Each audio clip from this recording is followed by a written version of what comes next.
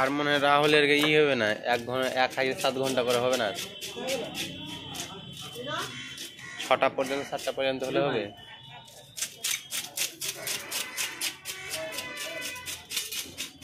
তুমি কোথাও গিয়েছিলে নাকি?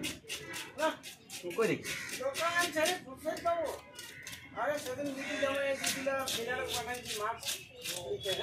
হ্যাঁ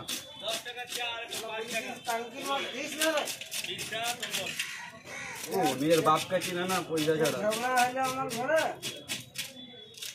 আমি বলেছি চালানি মাছ ছেলেকে পাঠাবো, চালানি মাছ নিয়ে টাঙ্কি তো দিস না ভাজা আছে